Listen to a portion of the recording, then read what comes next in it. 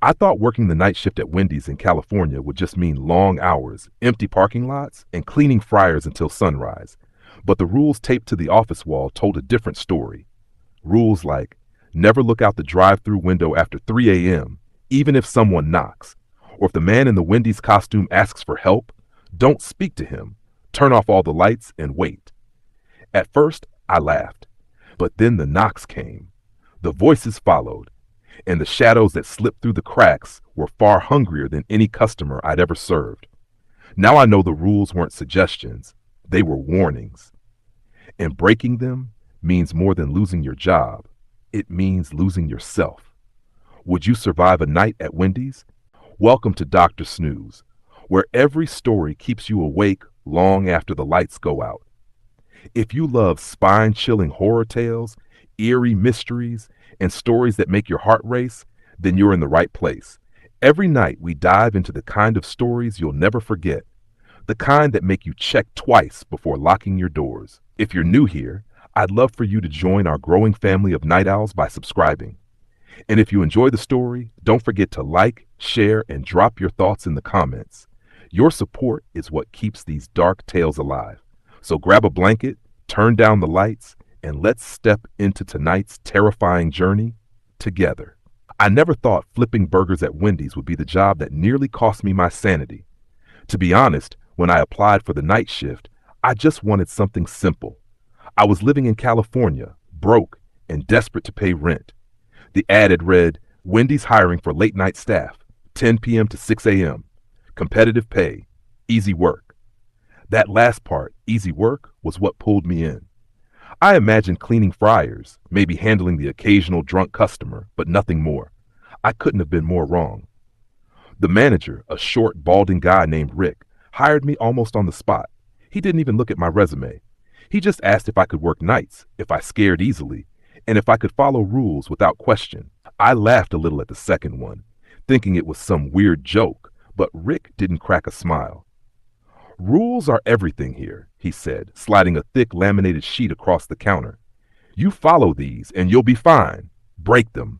His eyes darted to the glass windows that looked out into the dark parking lot. Well, let's just say you won't last long. I took the sheet home before my first shift and read it over. At first, I thought it was some kind of employee hazing or prank, but the more I read, the colder my stomach felt. The rules were as follows. 1. Never, under any circumstances, look directly at the drive-through camera after 2:13 a.m. 2. If someone orders exactly 7 chicken nuggets, you must give them 8. Do not acknowledge the mistake. 3. If a woman in a red coat asks for water, serve her quickly, but do not turn your back until she leaves the building. 4. If the frosty machine turns on by itself, unplug it immediately. Do not taste anything it produces. 5. At 3:33 a.m., the lobby lights will flicker. When this happens, lock the lobby doors, hide behind the counter, and do not move until the lights return to normal. 6. If you hear knocking from the freezer, do not open it, no matter how much the voice begs. If Rick calls the store phone during your shift, do not answer. Rick never calls at night. 8. When you clock out, leave immediately. Do not check the bathrooms. Do not linger in the parking lot. I laughed nervously after finishing it. This had to be some kind of initiation thing, I thought. But the seriousness in Rick's eyes haunted me, even hours later. My first shift started on a Monday night. The parking lot was mostly empty when I arrived. Just a couple of cars from the day shift employees who were clocking out. The fluorescent lights buzzed overhead, bathing the empty dining area in a sickly glow. There were only 2 other people working with me that night. Jessica, a tired-looking girl with dark circles under her eyes, and Leo, a tall, quiet guy who mostly kept to himself. Jessica greeted me with a half-hearted wave and immediately went back to wiping down the counter. Leo just gave me a nod. First night? Jessica asked. Yeah. Anything I should know besides the rules? I said, trying to sound casual. She froze mid-wipe and glanced at me with wide eyes. You read them? Of course. I mean, they're just for laughs, right? Leo, who had been stocking cups behind the soda machine, finally spoke up. His voice was low, almost a whisper. You'll see. That set the tone for the night. The first couple of hours were painfully normal. A few customers came through the drive-thru, College kids looking for late night fries, a trucker ordering a triple cheeseburger, a couple arguing in the car about who got the last nugget. I was starting to think the whole rules thing was just a big joke. Then 2:13 a.m. rolled around. I was on drive-through duty, wearing the headset and waiting for the next car. The camera monitor in front of me showed the empty lane, illuminated by the yellow glow of the streetlights. I was zoning out a little when I noticed movement on the screen. A figure stood at the end of the drive-through lane, too far for me to see clearly. My first instinct was to lean closer, to squint, to get a better look. But then the rule popped into my head. Never look directly at the drive-through camera after 2:13 a.m. My chest tightened. The headset crackled, and I heard static, followed by a faint voice. It didn't sound like it was coming from a car. It was low, distorted, but it said my name. Daniel. I ripped the headset off my ears and backed away from the counter. Jessica must have seen my pale face because she immediately rushed over. "You looked at the camera, didn't you?" she hissed. "No," I said quickly. "I didn't, but something was there." Her shoulders relaxed slightly, though her eyes were still filled with tension. "Good. Don't ever look. Doesn't matter what you think you see."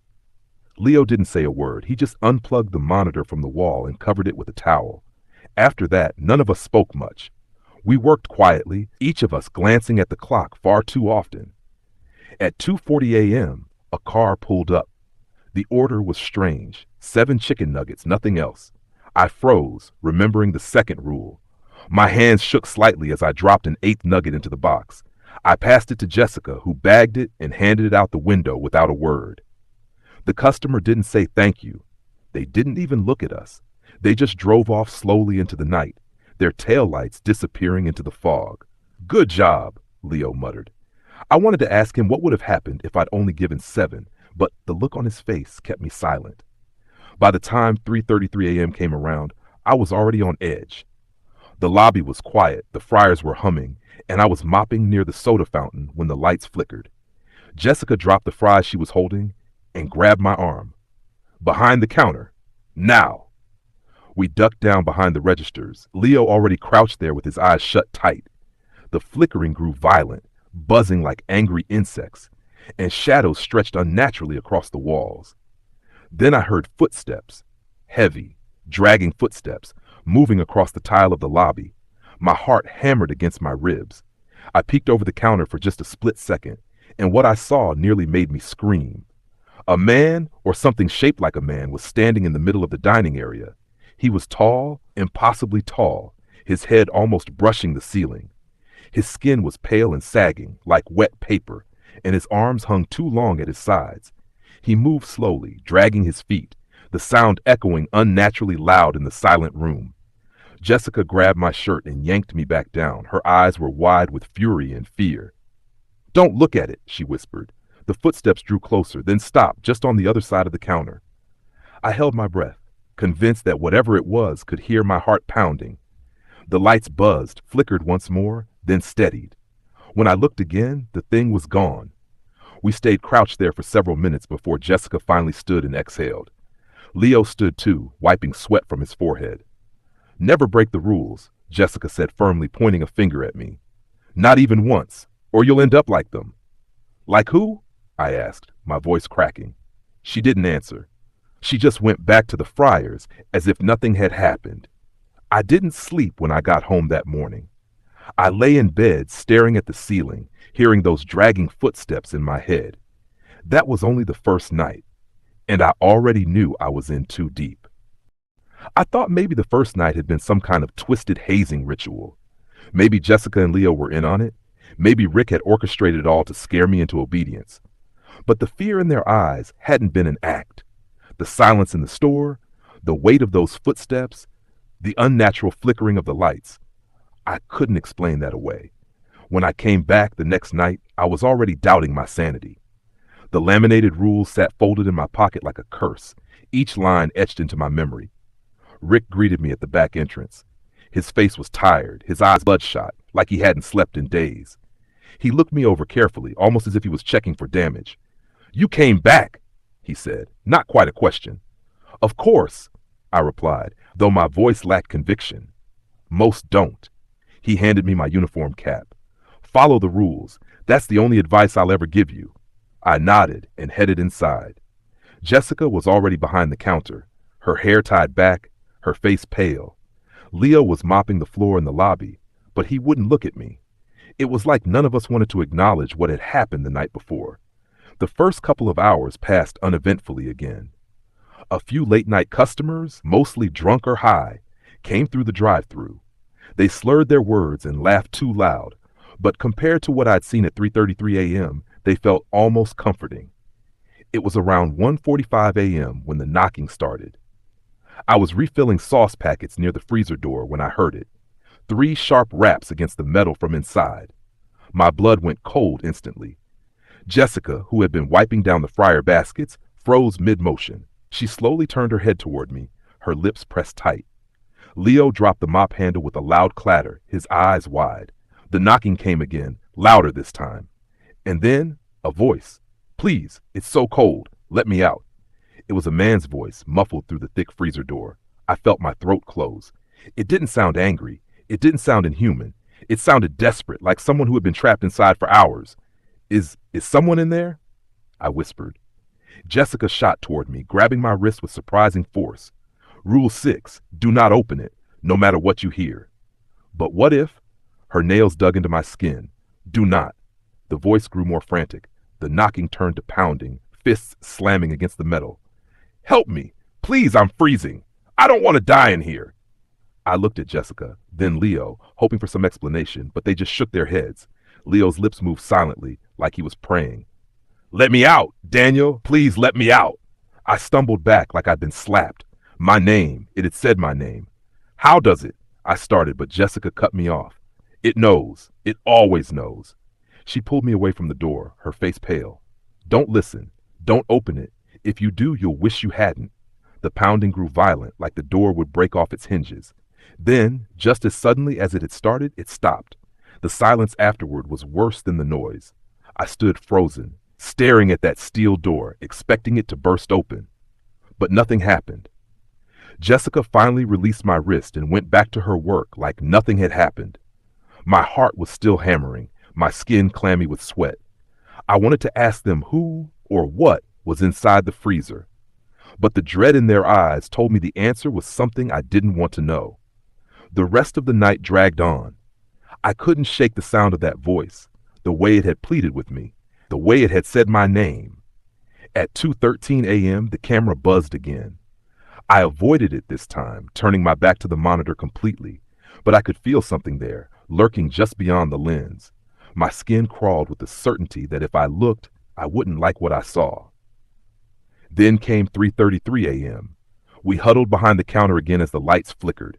My muscles ached from crouching, but I didn't dare move. The footsteps returned, dragging across the tile. This time, though, there were more of them. Multiple sets, all moving in slow unison. I heard a whisper, low and hollow, threading through the buzzing lights. "Hungry?" I shut my eyes tight. My lungs burned from holding my breath, but I didn't dare inhale. The lights flickered violently, shadows spilling across the walls like ink. I thought I could see shapes moving in the lobby, tall, thin figures swaying unnaturally, their arms dangling to the floor. Jessica pressed her hand against my back, forcing me down lower behind the counter. "Don't move," she whispered. The sound of nails scraping against the tile filled the air. Slow, deliberate scratching like claws dragging across stone. It went on for what felt like forever. Finally, the buzzing stopped. The light steadied. When I dared to peek, the lobby was empty again. But something was different. The chairs, the tables, they were all rearranged, stacked in unnatural piles against the windows, as if someone or something had been trying to block the doors. I didn't say a word. Neither did Jessica or Leo. When the clock finally hit 6 a.m., I bolted out of the store. I didn't wait for anyone, didn't even clock out properly. I just ran to my car and drove. But even as I sped down the empty streets, I couldn't stop hearing it. That knocking, that voice, calling my name. By the third night, I was running on fumes. Sleep had become impossible. Every time I closed my eyes, I heard the pounding from the freezer door, the dragging footsteps in the lobby, the whispers from the drive-through headset. My apartment felt less like a place to rest and more like a cell where I replayed every second of those nights. I thought about quitting. God knows I wanted to. But every time I picked up my phone to call Rick, my hands shook and my throat closed. Something in me knew I couldn't just walk away. Maybe it was fear of what I'd already seen, or maybe it was the quiet, unspoken warning in Jessica's eyes. Quitting didn't feel like an option. When I pulled to the Wendy's parking lot that night, I noticed something strange right away. A car sat idling near the far corner, headlights off, windows tinted so dark I couldn't see inside. The faint glow of a cigarette flared behind the glass, then vanished. Whoever it was, they didn't move, didn't get out. I hurried inside. Jessica was already there, chewing her nails behind the counter. Leo sat at one of the booths, staring blankly at the soda machine. Neither greeted me. "What's with the car outside?" I asked. Jessica flinched. Leo didn't answer. "Forget it," Jessica said finally. "If you pretend not to see it, it'll leave by sunrise." Her words sent a chill crawling down my back. Pretend not to see it. The same kind of logic that ruled the laminated rule sheet. Don't question. Don't investigate. Just obey. The shift started like usual, quiet and mundane. I took a few drive-through orders, nothing unusual, except every time the monitor flashed, I turned away, forcing myself not to look. At one point, I thought I saw movement in the corner of my eye, something tall and pale on the grainy screen, but I didn't dare turn. Around 1:30 a.m., the lobby door creaked open. We all froze. Hardly anyone ever came inside at this hour. Most stuck to the drive-through. A woman stepped in. She wore a long red coat, deep crimson, buttoned all the way to her throat. Her black hair spilled over her shoulders in waves, and her skin was pale, almost too pale under the fluorescent lights. She moved slowly, her heels clicking against the tile. Jessica went rigid. Leo's lips began moving in that same silent prayer I'd seen him do before. The laminated rule burned into my brain. If a woman in a red coat asks for water, serve her quickly, but do not turn your back till she leaves the building. My heart sank. She approached the counter with deliberate steps, her eyes never leaving mine. They were dark, so dark it felt like staring into an endless well. "Water," she said softly. Her voice was smooth, melodic, but something about it made my teeth ache. I swallowed hard, grabbed a cup, and filled it at the soda machine. My hands trembled so badly the ice clinked against the sides. I slid it toward her. She didn't take it right away. She just stared at me, unblinking, her lips curled into the faintest hint of a smile. "Thank you," she whispered finally, and picked up the cup. I remembered the rule. Do not turn your back until she leaves. So I stood there, frozen, watching as she sipped slowly. The water dripped down her chin, leaving red stains on her coat. Not blood, I realized with horror, but the water itself. It was turning red as it touched her lips, as though it was bleeding out of the cup. She set the half-empty cup back on the counter, her gaze still locked on me. Then she turned and walked toward the door. I kept my eyes glued to her back, every nerve in my body taut with terror. She reached the door, paused, and looked over her shoulder at me. Her smile widened just slightly, revealing teeth far too sharp. Then she stepped out into the night. The door closed behind her with a soft click. I stood there, shaking, my breath shallow. Jessica exhaled like she'd been holding her breath the whole time. "You did good," she muttered. "Real good." Leo crossed himself, his lips moving faster now. I looked down at the cup. The water inside had turned completely crimson, thick and swirling like diluted blood. Before I could say anything, Jessica snatched it up, dumped it into the sink, and ran the tap until the pink residue swirled away. "Don't ever touch what she leaves," she whispered. I didn't argue. My throat was too tight to speak. For the next hour, none of us said a word. The store felt colder, emptier, as though her presence still lingered in the air. When 2:13 a.m. came, the camera buzzed again. I turned away instantly, clenching my fists to keep from looking. The headset crackled with static. This time the voice wasn't distorted. It was clear. It was hers. "Daniel." The same melodic tone. "Come outside. I'm waiting." I ripped the headset off and threw it on the counter. Jessica grabbed it, yanked the plug from the wall, and shoved it into a drawer. "Don't listen to her," she snapped, her voice harsh. "If you follow her, you won't come back." I nodded quickly, though my stomach churned with nausea. At 3:33 a.m. the lights flickered again. We crouched behind the counter just like before, The footsteps came, dragging and heavy, but this time they were joined by the sharp click of heels. Jessica's hand clamped onto my arm, her nails digging deep. Don't move. The dragging footsteps circled the lobby. The clicking heels drew closer, echoing across the tiles. My whole body went rigid. Daniel! The same voice, sweet and poisonous. It sounded like it was right on the other side of the counter. The lights flickered violently, shadows stretching and snapping across the walls. Then, silence. The lights steadied. When we peeked up, the lobby was empty again. But the cup was back on the counter. It hadn't been there before. And this time it wasn't filled with water. It was filled with something thick and dark, almost black under the fluorescent glow. Jessica swore under her breath and dumped it down the drain again. But the smell lingered, metallic, heavy, like blood left too long in the open air. That was the moment I realized the rules weren't just about keeping us safe. They were about keeping us alive. And something out there, something wearing a red coat, wanted me dead. By the fourth night, the rules weren't just words on a laminated sheet anymore. They were chains around my life, dictating every move I made. I knew now that breaking even one of them could end me. Maybe worse than end me. The woman in the red coat still haunted my thoughts. Every time I closed my eyes, I saw her smile, sharp and hungry. Every sound of heels clicking on tile made me flinch. But I couldn't quit. That night, Rick wasn't waiting for me by the back door. Instead, the store was dark when I arrived. No lights in the lobby, no hum of the fryers. My keycard beeped when I swiped it, but the lock clicked open on its own, like someone or something was expecting me. Inside, the air was heavier than usual. The faint smell of grease and fries was mixed with something sour, like spoiled milk.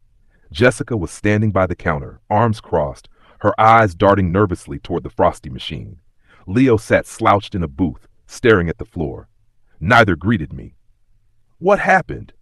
I asked quietly. Jessica didn't answer right away. She just pointed to the machine. It was humming. The frosty machine was on, even though none of us had touched it. Its light blinked red, and a low grinding noise came from inside, like gears forcing themselves against something solid. I remembered the rule.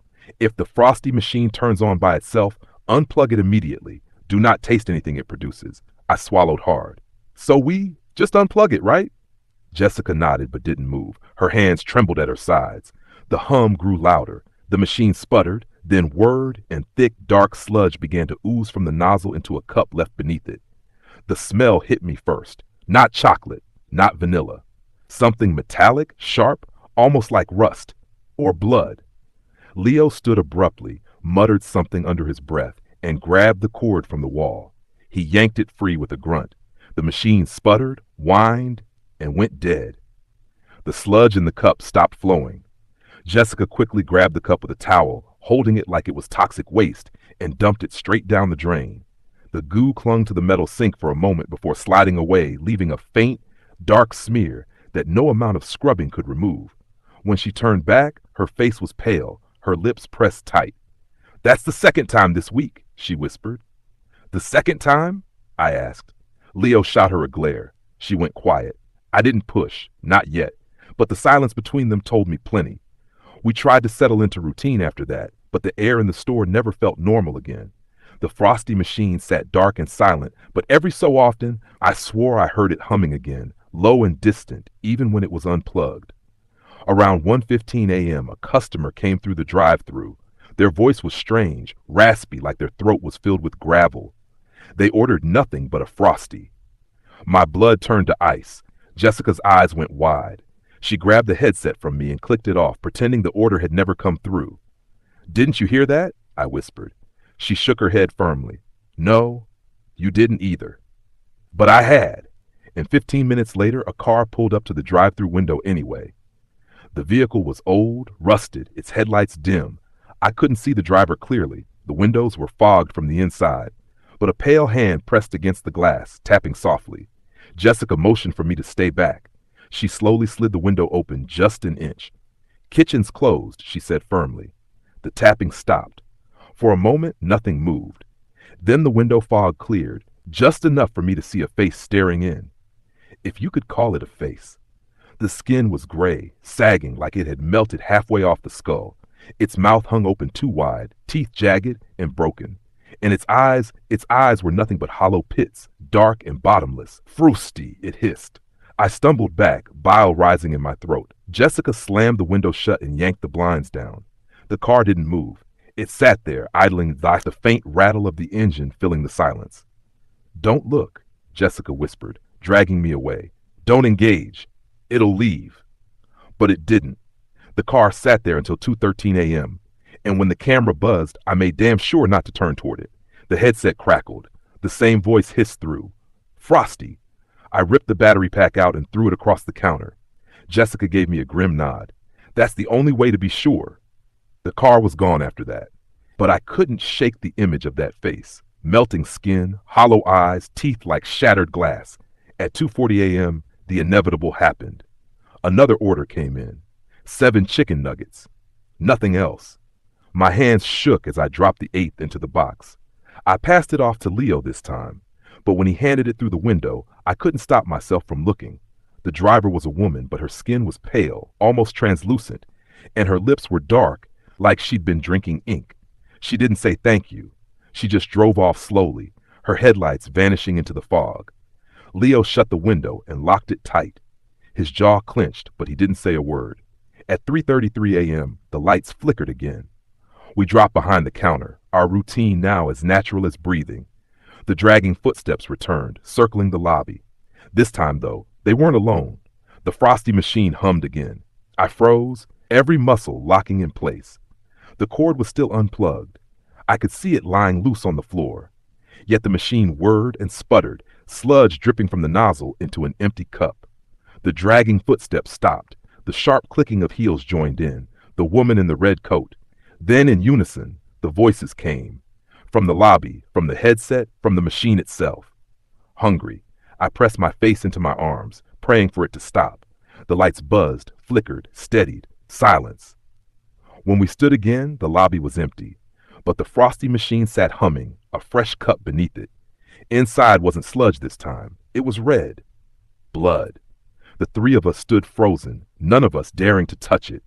Finally, Leo grabbed the towel, lifted the cup, and dumped it into the drain. The sink hissed as though the liquid was burning through the metal. When he turned back, his hands were shaking so violently the cup slipped from his grasp and shattered on the floor. Jessica bent down to help him clean it, but he pulled away, his voice trembling. "They're getting stronger," he whispered. "They're bleeding into everything. It won't be long before the rules stop working." I wanted to ask him what he meant. I wanted to demand answers, but deep down, I already knew. The rules weren't protection. They were delaying the inevitable, and something was coming. I didn't think my body could handle this much adrenaline, but somehow I kept moving, kept breathing, even when my mind begged me to shut down. After what happened in the dining room, after seeing faces of people long gone pressed against the glass, I thought maybe I'd finally lost it. But the rules still sat in my pocket, burning against my thigh like a brand, reminding me this was no dream. This was real, and I still had to make it to dawn. When I ducked back into the kitchen, the hum of the fryers and the buzz of the fluorescent lights seemed louder than ever.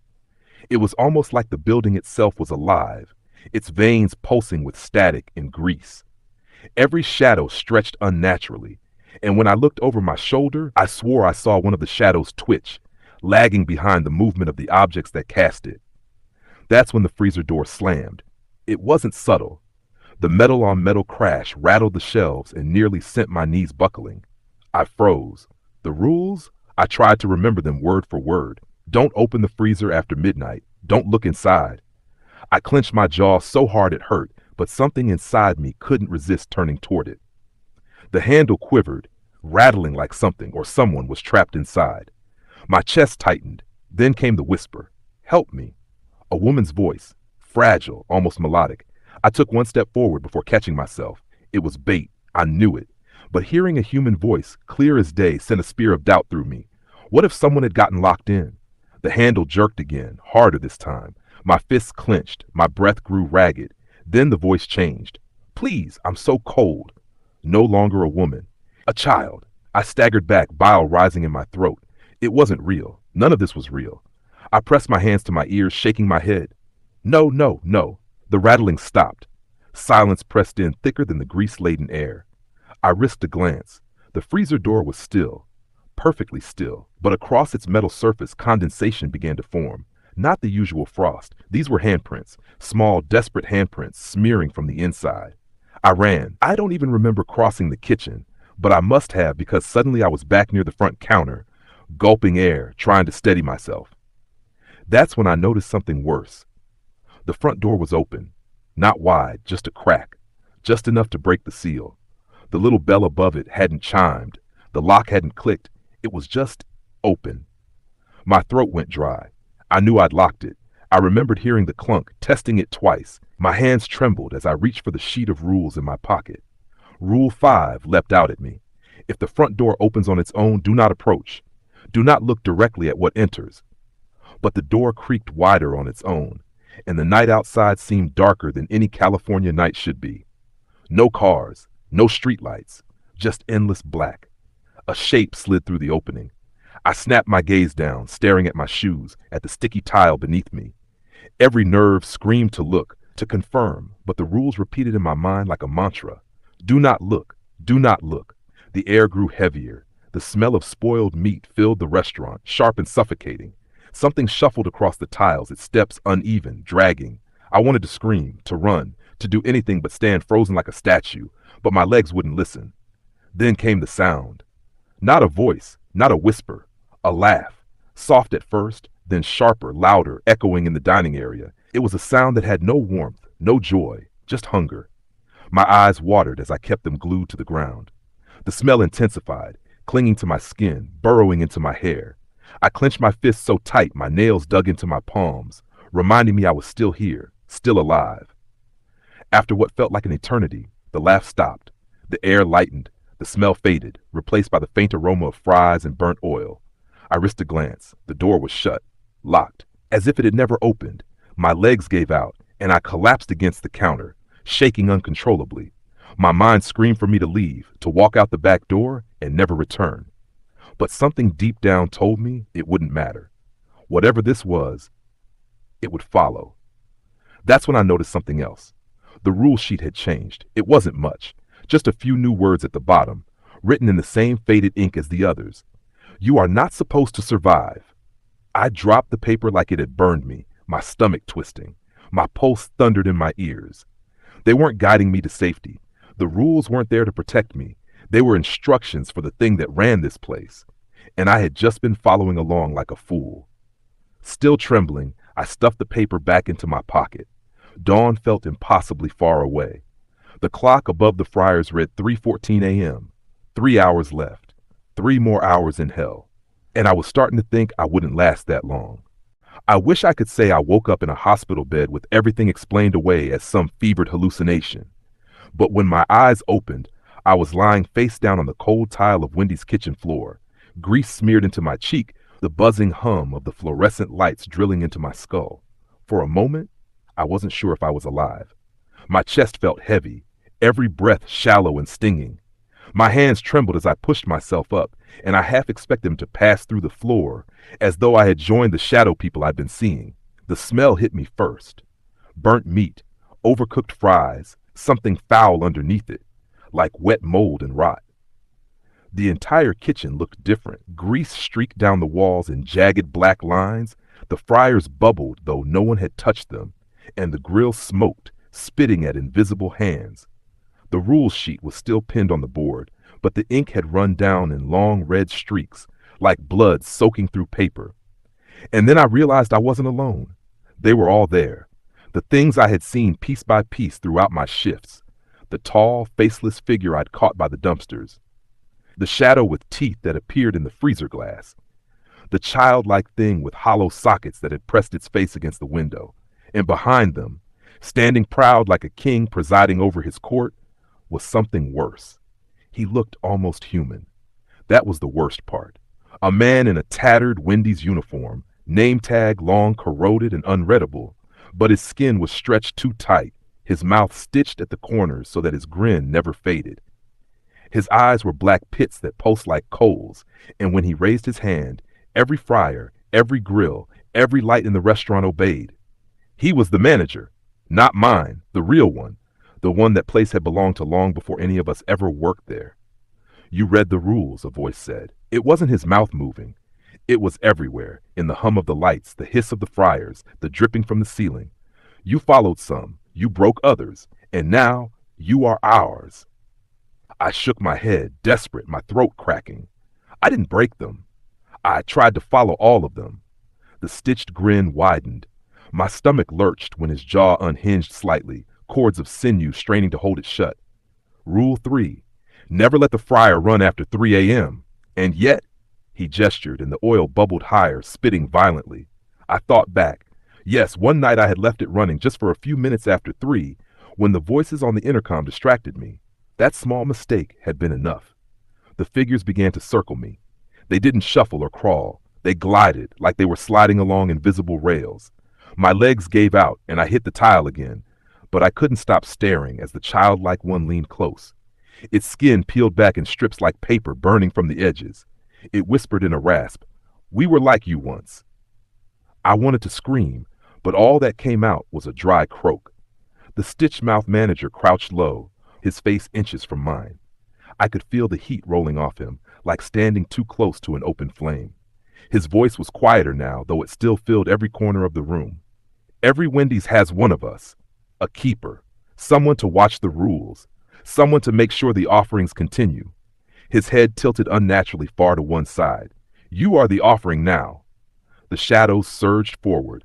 Claws, hands, teeth, shapes I couldn't even comprehend dug into me, tearing at skin that somehow didn't rip but burned from the inside out. My vision went white. I thought I was dying. Maybe I did.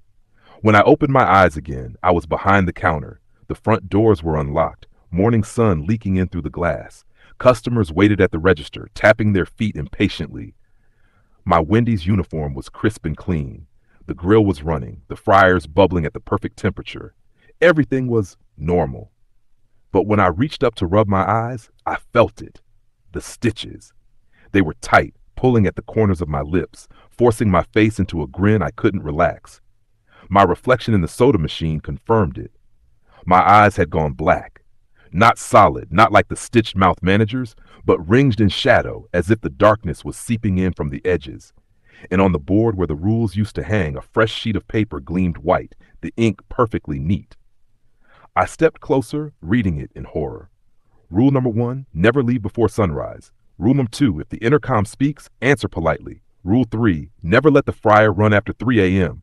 Rule number 4, if you see them, pretend not to. Rule number 5, always clean the blood before the next shift. Rule number 6, replace the last manager when your time comes.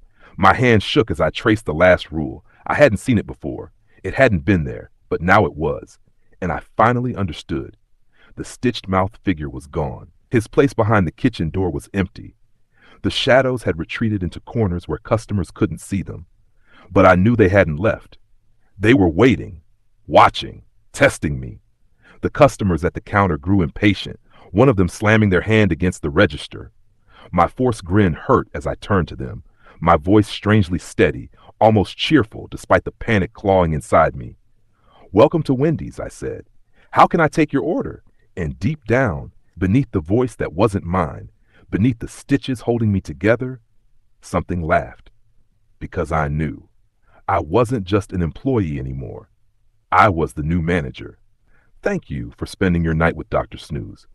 If this story kept you on the edge of your seat, imagine what's waiting in the next one. Every like, every share, and every new subscriber helps keep the darkness alive and this channel growing. So if you haven't already, make sure to subscribe and ring the bell so you'll never miss a night of terror. And tell me in the comments, what do you think will happen next? Until then, sleep tight if you can.